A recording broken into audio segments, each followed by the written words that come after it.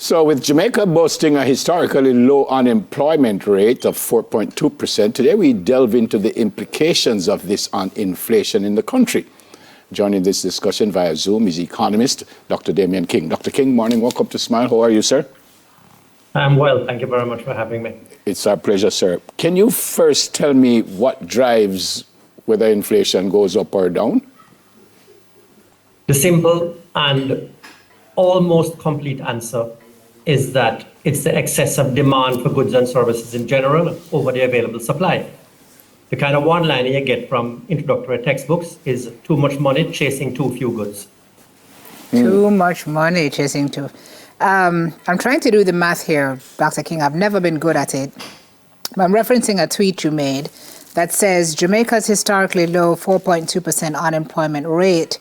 You said this will now make it challenging for the Bank of Jamaica to keep inflation low since a labor shortage drives up wages and inflation. So it's good news leading to not so good news? Well, let me just break that into its parts. So what is causing the unemployment rate to be as low as it is lots of businesses are trying to expand at the same time. Lots of businesses are competing with each other for the limited supply of labor. So when we see an unemployment rate as low as 4.2%, that is effectively full employment. And if you talk to business people, the anecdotal evidence corroborates the statistical measure. All business people are telling you that you're struggling now to find new hires.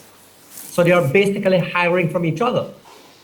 Why would you leave the job you have now to accept another job that you're being offered if they are giving you more money? Right. So that is going to put pressure on wages, on the wage bill in general, on wage levels to go up. Fine, but when wage levels go up, the prices of those goods and services have to go up too. So it pushes up inflation.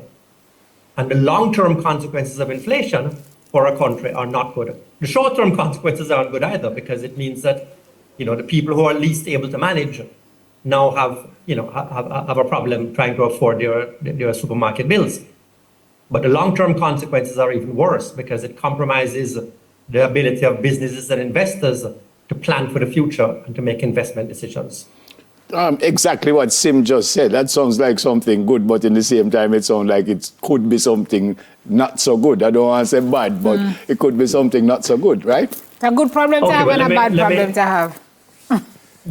Let me frame it this way: that it is excellent that all businesses are trying to expand at the same time, because it means that they are optimistic about the future and they see the country as a platform, as a good place in which to plan to expand in the future. Right. But it has to be managed. It has to be managed because all parts of an economy are interconnected. And so the policymakers, and in particular the Bank of Jamaica, which is the one responsible for managing inflation, it has to pay attention to it and manage it in a way that it doesn't become too much of an increase in this enthusiasm. It has to manage it so that it doesn't have negative side effects at the same time. So, Doc, what does that management look like? Tell me a little bit about what that could look like. What kind of mechanisms or strategies would the BOJ be looking at to implement to make sure that what you're saying does not happen? Great question, because it ties back to how we started. Ultimately, inflation comes down to too much money chasing, too much demand, chasing too little supply. So if the Bank of Jamaica sees this going on, it doesn't want to quash it completely, because lots of employment and businesses expanding is a good thing. But it also wants to manage it. And so it tries to temper that demand. It tries to make sure that demand doesn't get out of control, that demand for more goods and services and for more resources, for more productive resources. So it raises its benchmark interest rate, the interest rate that commercial banks borrow from it at.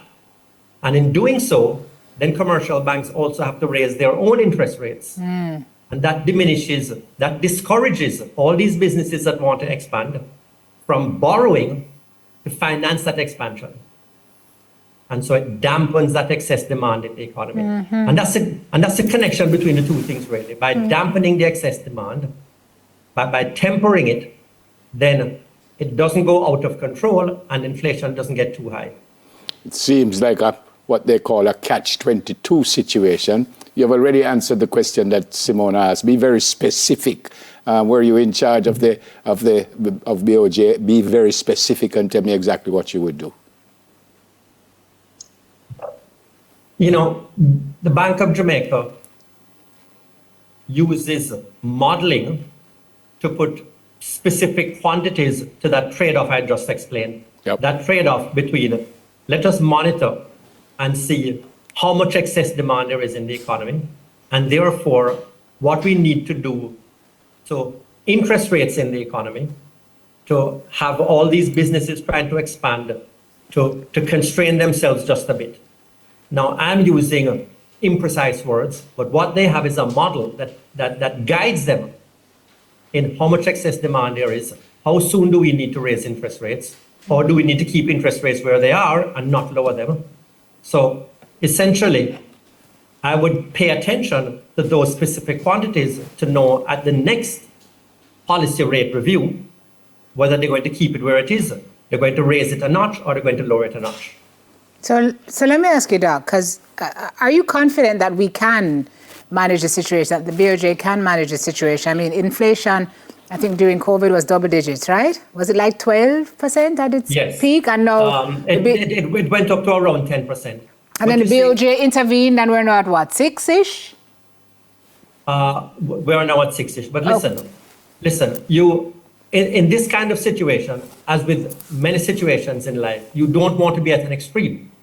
You don't want to be at a situation where your inflation rate ends up being in double digits, because that's not only bad for the poor, it's also bad for the overall economy in the long run, because high inflation means high rates of exchange rate depreciation, and people can't plan for the long term. And so the extreme of high inflation is bad. And the extreme of high unemployment is also bad, because lots of people are out of work and can't support their families, and that puts pressure on, the different welfare mechanisms we have that the government has. So you really want to be where Jamaica is right now, which is the sweet spot of trying to balance being on that fence between pressures of inflation and unemployment. So it does come down to really highly technical and sophisticated management of this particular trade-off where we are now, but it's where you want to be as a country. A good problem to have. I was just going to say, in the long run, it's a good problem. If I'm not certain even want to use the word problem, but we're in a good space. You want to be where we are, which is that we are either at or close to the central bank's target for inflation, which is 6% at the highest, and record low unemployment rates. But the point is, the warning to the country is it does take management. So when you see the central bank come out at its next announcement and says that, and I'm not making a prediction, I'm just saying if it says we are not lowering the interest rates, then everybody shouldn't bawl, because it means that they are trying to maintain that balance. Or even if they say they're going to raise it by a bit. Because you don't want to be in a situation where you allow this to get out of control, and then inflation goes up, and then the exchange rate starts to depreciate, because exchange rate follows inflation. Yeah. High inflation is high rates of depreciation of the exchange rate. Yeah, you mentioned effective management. Effective management takes strategic planning. We are entering, where are we now? Middle February? So we're midway through-ish Q1, Doc. What kind of timeline do you see us looking at to try to, Nelly, this situation? How soon do we need to act to see some kind of meaningful change in the right direction? Well, this is a quarter-to-quarter business, and that is probably why the central bank does its interest rate review every quarter. But, this is an instance of an elementary lesson of economics. What separates, I think, people who understand economics from lay people is economists always say things are connected. So you can't look at one area of the economy, whether it's inflation, interest rates, unemployment, or whatever, and argue for a simplistic solution. because things are connected. Connected and complicated, no? Yes, complicated. But listen, if it weren't complicated, then you wouldn't need specialists. Facts.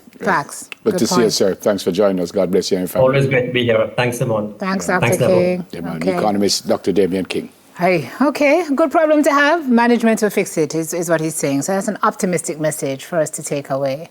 All right, coming up, folks, it's all about mending little hearts. So stick around for that, please. We'll be right back with more after this.